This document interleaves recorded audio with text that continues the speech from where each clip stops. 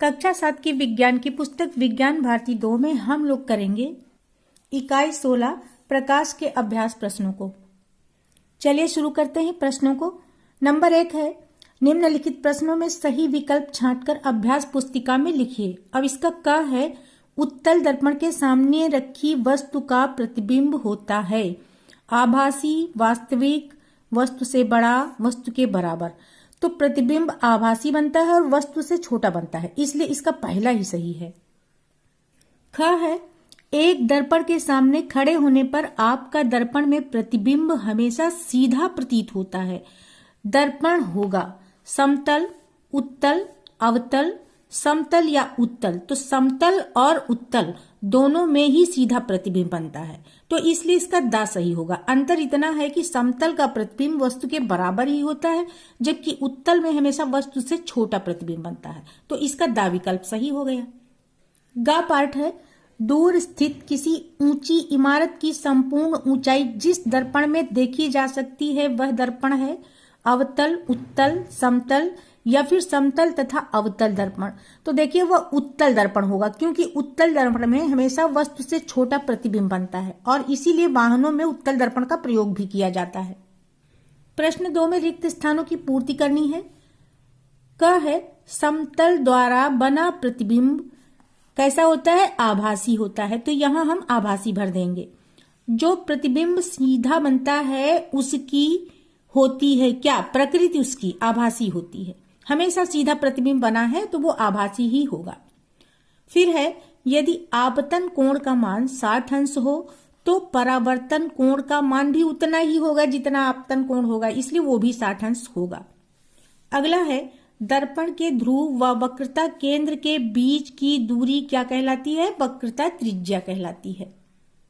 तीसरे प्रश्न में स्तंभ क को स्तंभ ख से हमें सुमेलित कर देना है। उत्तल दर्पण से हमेशा आभासी और वस्तु से छोटा प्रतिबिंब बनता है, इसलिए इससे हम मिलान कर देंगे। और समतल दर्पण आभासी एवं वस्तु के बराबर प्रतिबिंब बनाता है तथा अवतल दर्पण वास्तविक एवं आभासी दोनों तरह के प्रतिबिंब बनाता है। और दर्पण हमेशा अपारदर्शी होता है जबकि कांच पारदर्शी होता है। प्रश्न 4 में हमें सही कथन के आगे सही का और गलत के आगे गलत का निशान लगा देना है। आपतित किरण, परावर्तित किरण तथा अभिलंब एक ही तल में नहीं होते हैं, ये तो गलत है। ये परावर्तन का नियम है, तीनों ही एक ही तल में होते हैं, इसलिए गलत है। फिर है, परावर्तन के नियम से आपतन कोण परावर्तन कोण के बराबर होता है, ये एकदम सही है। परावर्तन के नियम सभी प्रकार के दर्पणों के लिए लागू होता है, नहीं। परावर्तन का नियम तो सिर्फ समतल दर्पण में लागू हो, इसलिए ये भी गलत है। फिर है, समतल दर्पण द्वारा बने प्रतिबिंब को पर्दे पर लिया जा सकता है, बिल्कुल नहीं, क्योंकि आभासी प्रतिबिंब है और आभासी को पर्दे में हम नहीं ले सकते, ये गलत है। अवतल दर्पण से कभी आभासी प्रतिबिंब नहीं बनता, ये भी गलत है, क्योंकि अवतल दर्पण से आभासी और वास्तविक दोनों ही तरह के प्रतिबिंब बन जाते हैं। प्रश्न 5 है, गोलीय दर्पण के लिए ध्रुव, वक्रता केंद्र, मुख्य फोकस तथा मुख्य अक्ष की परिभाषा दीजिए। रेखा चित्र बनाकर इनकी स्थितियों को प्रदर्शित कीजिए। इस प्रश्न का उत्तर समझने से पहले हम लोग गोलीय दर्पण को समझ लेते हैं। दरअसल गोलीय दर्पण जो होते हैं किसी कांच के गोले के कटे हुए भाग होते हैं। अब इतना भाग मान लीजिए ले लिया गया, इसके गहरे तरफ में अगर पालिश कर दी गई तो ये ऊंचे वाला भाग परावर्तन करेगा, तो इस दर्पण को हम उत्तल दर्पण कहेंगे। और अगर गहरे वाले भाग में परावर्तन कर रहा है, ऊंचे वाले भाग में पालिश हो गई, तो ये अवतल दर्पण कहलाएगा। तो अब हमें समझना क्या है कि दर्पण का ध्रुव को क्या होता है। तो दर्पण का ठीको ठाक मध्य बिंदु जहां है उसी को हम दर्पण का ध्रुव कहते हैं। और ये दर्पण जिस गोले से बना हुआ है उसके केंद्र को हम वक्रता केंद्र कहते हैं। ध्रुव को केंद्र से मिला दिया जाता है तो जो ये रेखा बनती है ये वक्रता त्रिज्या कहलाती है। अब इस चित्र को बनाते हुए हम ध्रुव, वक्रता केंद्र आदि की परिभाषा भी लिखें। ध्रुव, गोलीय दर्पण का मध्य बिंदु दर्पण का ध्रुव कहलाता है। चित्र में P ध्रुव है, जैसा कि हम पहले समझ चुके हैं, ये ध्रुव है इसका। फिर है वक्रता केंद्र, गोलीय दर्पण जिस गोले का भाग होता है उस गोले का केंद्र दर्पण का वक्रता केंद्र होता है और इस चित्र में C वक्रता केंद्र है। अब हम पहले मुख्य फोकस को समझ लेंगे, उसके बाद लिखेंगे। ये देखिए, ये अवतल दर्पण मान लीजिए यहाँ पर बना हुआ है, तो ये ध्रुव और वक्रता केंद्र को मिलाने वाली ये पूरी लाइन जो है ये मुख्य अक्ष कहलाती है। और मुख्य अक्ष के समांतर जो भी किरणें आती हैं वे परावर्तन के पश्चात एक बिंदु से होकर गुजरती हैं और यही बिंदु मुख्य फोकस कहलाता है। उत्तल दर्पण में देखिए, जो किरणें मुख्य अक्ष के समांतर आती हैं ये परावर्तन के पश्चात यहीं से लौट जाती हैं और ये प्रतीत होता है कि यहां पर मिल रही है, इसलिए इसका फोकस इस तरफ यहां पर हो जाएगा। हम यहाँ पर यह भी समझ लेते हैं कि अवतल दर्पण में तो वास्तव में किरणें मिलती हैं, इसलिए अवतल दर्पण का फोकस वास्तविक होता है, लेकिन उत्तल दर्पण में देखिए सिर्फ मिलती हुई प्रतीत होती हैं, इसलिए इसका फोकस काल्पनिक होता है। अब लिख लेते हैं मुख्य फोकस को। तो गोलीय दर्पण के मुख्य अक्ष के समांतर आपतित किरणें गोलीय दर्पण द्वारा परावर्तित होकर मुख्य अक्ष पर जिस बिंदु पर मिलती हैं या मिलती हुई प्रतीत होती हैं, दोनों स्थितियां हम लोग देख चुके हैं, उसे गोलीय दर्पण का मुख्य फोकस कहते हैं। अब लिखेंगे मुख्य अक्ष। वक्रता केंद्र तथा दर्पण के ध्रुव को मिलाने वाली रेखा गोलीय दर्पण का मुख्य अक्ष कहलाती है। अभी चित्र में हम लोग देख चुके हैं कि पीसी मुख्य अक्ष है। प्रश्न 6 कह रहा, अंतर स्पष्ट कीजिए वास्तविक तथा आभासी प्रतिबिंब में और अवतल दर्पण तथा उत्तल दर्पण में। तो हम कॉपी पर लिखते हैं इसको। पहले हम लोग वास्तविक तथा आभासी प्रतिबिंब में अंतर लिख लेंगे। तो देखिए, जब किसी वस्तु से परावर्तित होकर आने वाली प्रकाश की किरणें वास्तव में किसी स्थान पर मिलती हैं, तब ये वास्तविक प्रतिबिंब बनता है। और जब किसी वस्तु से परावर्तित होकर आने वाली प्रकाश की किरणें वास्तव में ना मिलकर मिलती हुई प्रतीत होती हैं, तब आभासी प्रतिबिंब बन जाता है। अब सेकेंड पॉइंट है, वास्तविक प्रतिबिंब सदैव उल्टा बनता है जबकि आभासी प्रतिबिंब सदैव सीधा बनता है। तीसरा अंतर है, इसे पर्दे पर प्राप्त किया जा सकता है जबकि आभासी प्रतिबिंब को पर्दे पर नहीं प्राप्त किया जा सकता।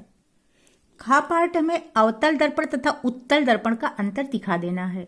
तो देखिए, अवतल दर्पण में परावर्तन आंतरिक सतह से होता है जबकि उत्तल दर्पण में परावर्तन बाहरी सतह से होता है।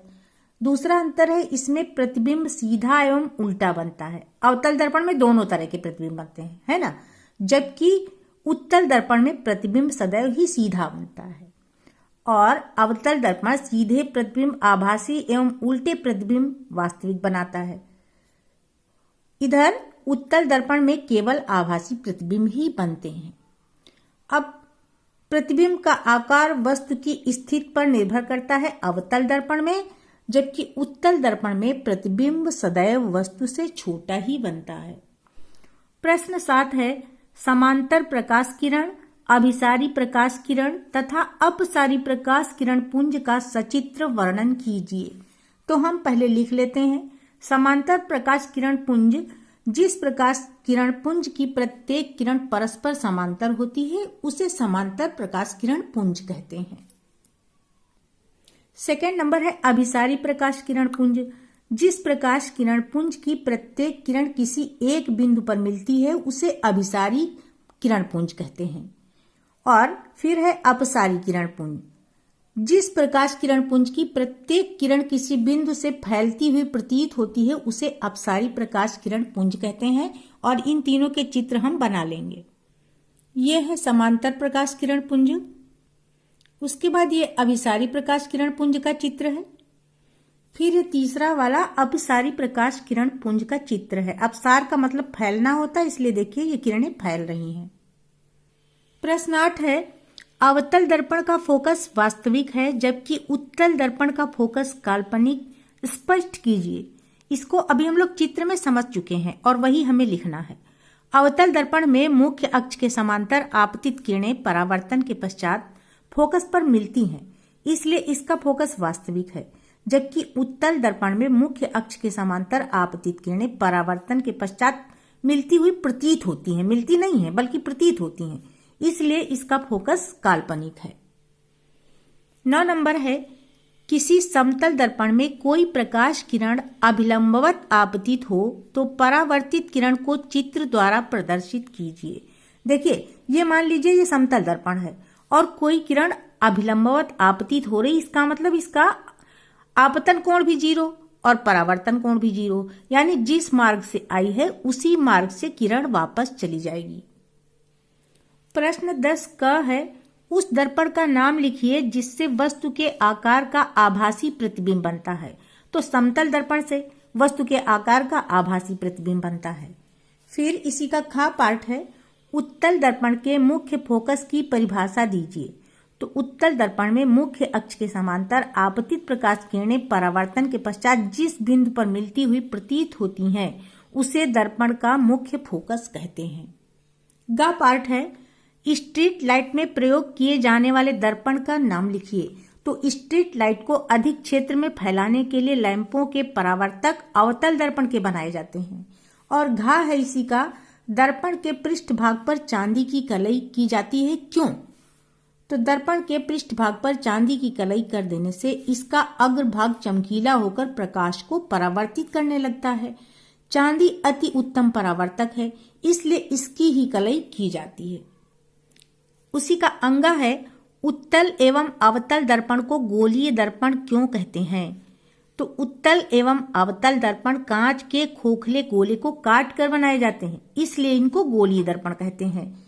फिर 11 नंबर है, परावर्तन के नियमों को लिखिए।